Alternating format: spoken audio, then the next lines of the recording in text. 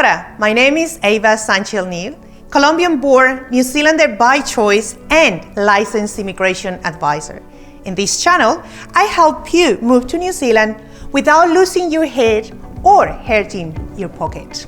Make sure you stick till the end so that you avoid making the same mistakes people make when they fail to plan their move to New Zealand. Step number 1, try before you buy. I cannot stress enough the importance of doing your due diligence with New Zealand. Yes, it is a beautiful country and the scenery is stunning. However, you need to make sure that New Zealand is right for you and for your family. It is important to find out where your skills stand in the New Zealand market, whether you have a career, skills, and qualifications that match the needs of the New Zealand job market. Although New Zealand has a steady job market, some occupations in certain industries are in more demand than others, and maybe even be a fast track for residency. Some occupations in industries such as construction, engineering, health and social services, primary industry and science, ICT, electronics and telecommunication are in the green list of occupations in demand, which offers the opportunity to fast-track residency in New Zealand. Visiting New Zealand before you apply for jobs or make your mind about moving to New Zealand for good is advisable.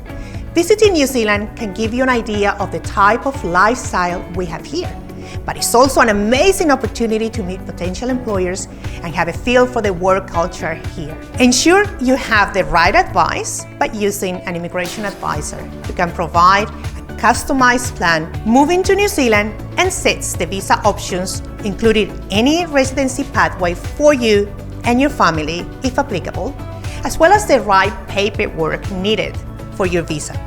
Step number 2, visa matching. The right visa for you depends on factors such as how long you want to stay in New Zealand, whether your skills are in demand, and if you're moving with your family, you will need to think about their visa options too. You will need a job offer, and one thing I recommend my clients is to have a CV that is optimized for the New Zealand job market. Let me know in the comments if you have a CV that will stand out in the New Zealand job market. Step number 3, look for and find a job. Most of you are going to need a job, not only for your visa, but for your survival in New Zealand. You can start applying for jobs in New Zealand through a recruiter, job search websites such as seek.co.nz and Trade Me Jobs. Did you know that in New Zealand, the majority of jobs are never advertised? And therefore, it is important that you start networking in New Zealand, whether it is online or face-to-face. Having relationships in New Zealand will work in your favor when it comes to landing that life-changing job offer. If you have found this information useful so far, subscribe to the channel for more content of this type. Be prepared for the job interview and ensure you have a reasonable understanding of New Zealand culture. Also, that you are interviewed by employers with the right accreditation to employ and sponsor migrant workers. Step number 4, time to apply for your visa. Congratulations, you got a job offer. Now, you must ensure you have all the required documents to submit your application online. While you can apply by yourself, make sure you reach out for help if you feel stuck.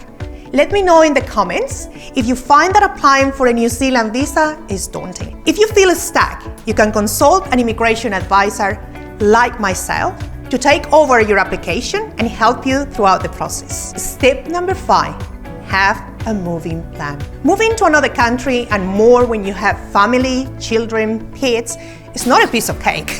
It's not a decision you can make lightly. It is a process that will disrupt your everyday life. It is more than just selling your big furniture and packing your clothes in a few bags. To minimize stress and disruption, I recommend having a 90 days flexible plan.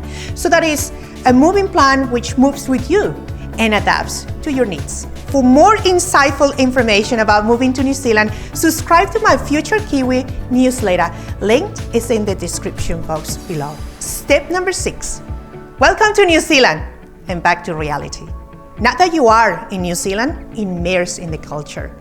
The best way to immerse in the culture is to actually try and meet locals. You can meet people through work, social clubs, parents' networks. You can even visit your local city council website and find out things to do. One thing that we all seem to go through is the feeling of homesickness at some point.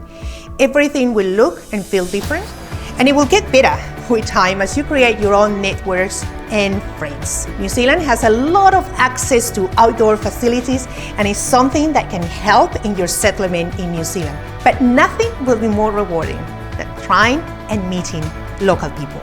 If you are serious about moving to New Zealand, have a job offer and need help applying for your visa, book a call in the link below to see how we can help you achieve a better life in New Zealand.